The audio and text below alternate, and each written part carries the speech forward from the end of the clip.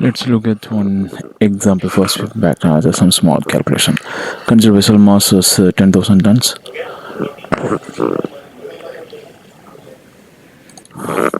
Approach velocity v equal to 0.2 meter per second. Fender reaction force. Reaction force is versus deflection curve. Reaction force versus deflection curve relationship simplified linear model is given. That's also given. The stiffness value is 2 million. Newton meter.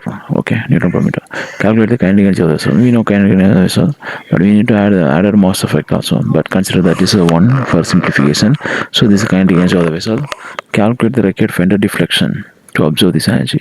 What's the deflection required to absorb this energy? We need to calculate the deflection required to observe this energy. We know strain energy is equal to half into F into delta. F we know K into delta, so it becomes K into delta squared. So from this we will come to know what's the deflection required, because we need to set this. We need to set the strain energy and kinetic energy equal. Set it, then we can find out the deflection. So it means 447, almost half a meter it has to deflect to absorb this much 200 kilojoule energy. So fender has to deflect almost half a meter to absorb this 200 kilojoule of kinetic energy. So calculate the reaction force at this deflection. So we can calculate the reaction force. What's going to be the reaction force means stiffness into displacement. That's going to be the reaction force. So 894 kilometer. That's going to be the deflection reaction force. So vessel's kinetic energy is 200 kilojoule. Will compress the fender by half a meter, and then at that deflection, the fender will exert reaction force of approximately 894 kilometer on JT. So does the fender's maximum allowable deflection exceed? For 47 we need to see if it might, if not it might bottom out. So can the jetty structure withstand the reaction force of this much? So jetty structures would be able to withstand this much reaction force. Does the fender's catalog specify the maximum force and deflection?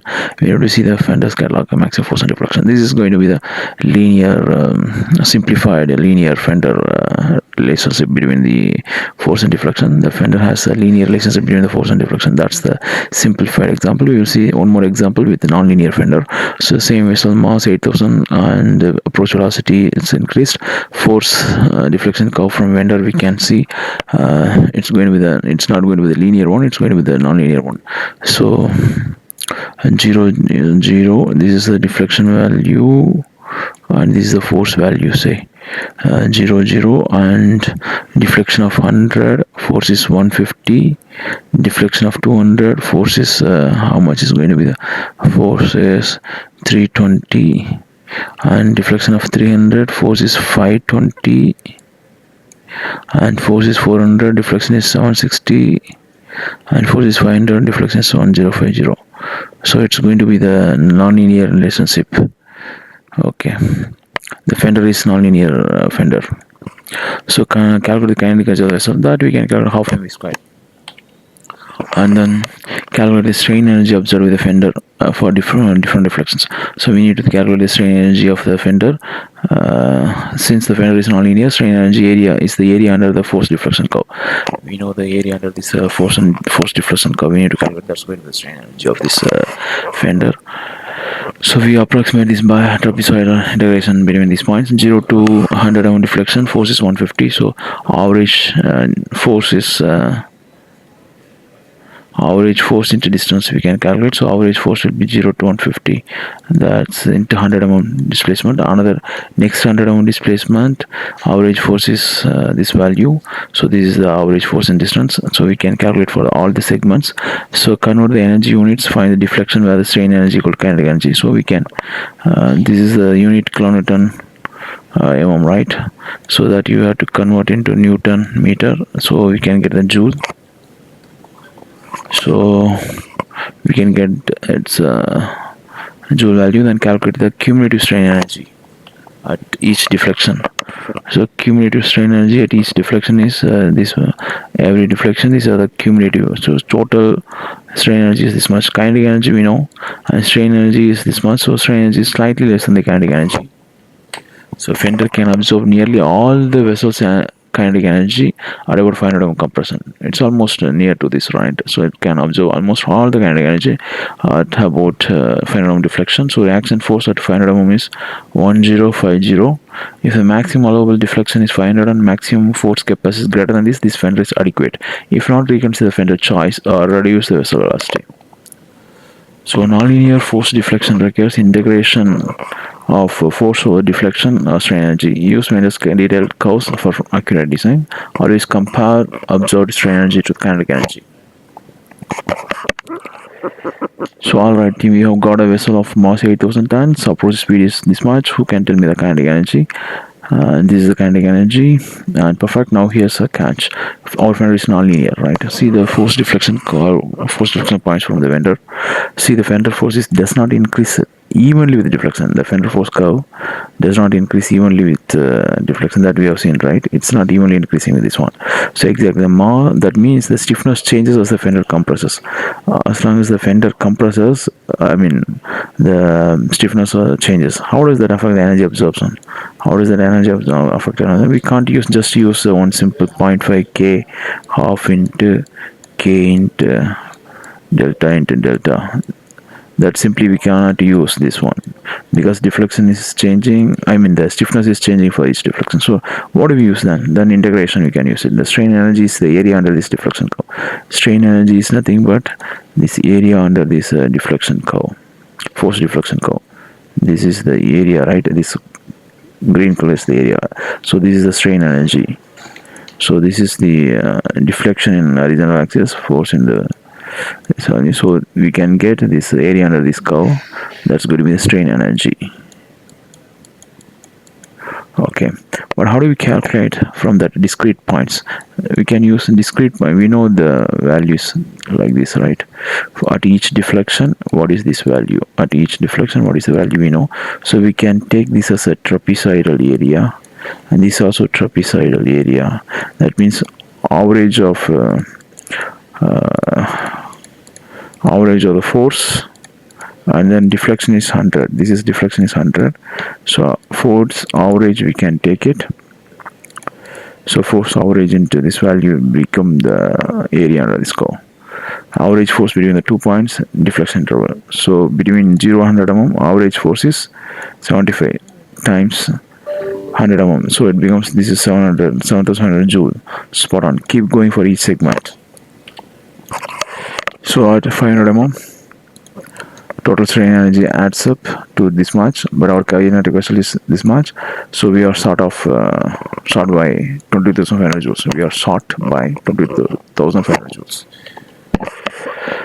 What does that imply about fender performance? What does that imply about fender performance? That the fender might bottom out before observing energy. The fender might bottom out before absorbing all energy. What happens then?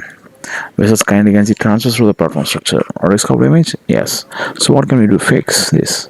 Choose a fender with higher force capacity or more deflection range, or reduce the vessel berthing velocity. Both valid strategies. Now what to find out about deflection? What's the reaction force? It's 1050. Can the platform withstand that? We need to check the platform's design specs. Exactly. This is why engineers must connect energy calculations to real world limits. Wait, if the fender force increases so much near deflection, does that mean the platform gets a sudden big load? That's the key point. The fender force does not rise smoothly, it spikes, creating high impact loads. Could a softer fender reduce the peak force? But then deflections get larger and max may exceed limits. It's a delicate balance between the deflection and reaction force. So we have to balance between the force limits, deflection limits, and energy absorption. We have to balance between the force limit, deflection limit, and energy absorption. Engineering is always about managing trade-offs. Who's ready to tackle the next challenge? Dynamic impact, duration, impulse.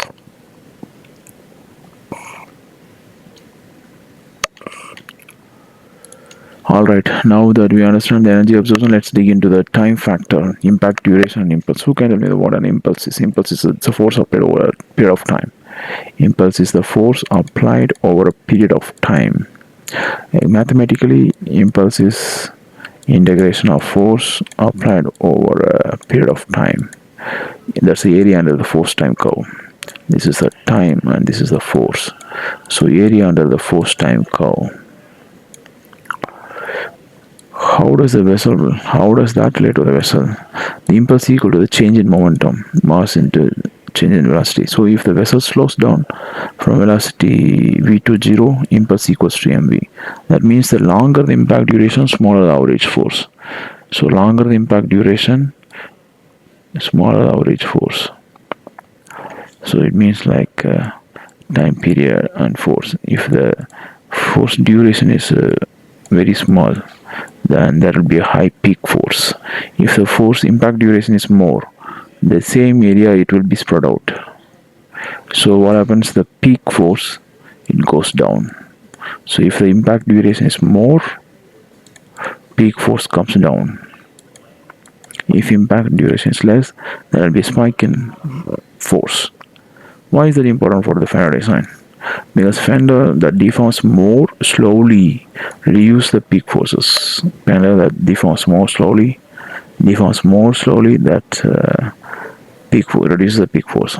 Imagine the two fenders observe the same kinetic energy. One deflects fast, the other slow. Which produces higher peak force? Imagine two fenders observe the same kinetic energy. One deflects fast. Imagine two fenders observe the same kinetic energy. One deflects fast, the other slow. Which produces higher peak force? The one that deflects fast, that produces higher force. The fast one, because the time to stop is shorter. Time to stop is shorter. So the force is higher. So that, but how do we estimate that impact duration? It depends on the vessel mass, velocity, and fender stiffness and damping properties. It's often measured experimentally or modeled dynamically. What about damping? How does that factor in? This damping dissipates energy, reducing the force spikes. It's why some fenders have rubber covers that absorb vibration. Can you model the system as a spring mass damper? The vessel's mass is the mass, and the fender is a stiffness, and damping is going to be the shock absorber. So the equation of motion we know. So damping and coefficient stiffness also.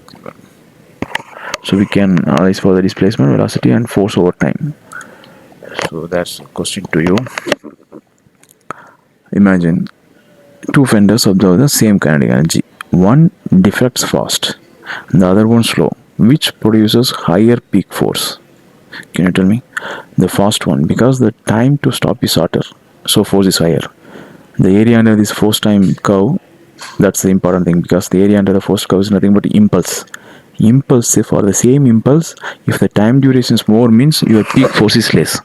For the same impulse, if your time duration is smaller, your peak force goes up. That's why we need to select the fender that can absorb the energy more slowly. That means it deflects slowly. Whatever the fender it deflects slowly, then it can reduce the peak force, because for the same time impact, because the time to stop is shorter, so the force is higher. So you need to select the fender that deflects slowly, because you need to convert the impulse. Impulse, what do you mean by mathematically? Impulse is nothing but the area under the force time curve. So when the vessel comes and impacts, it transfers the kinetic energy to the fender. Okay, so fender has to absorb this energy, but if it absorbs slowly, it has more time to deflect. That means impulse is less. Same impulse, but force is less, because the impulses depends on two factors. One is force, another one is time. So if more time, the force will automatically comes down. If it is short time, the force is spiking. So you need to select the fender that can absorb the energy slowly. Okay.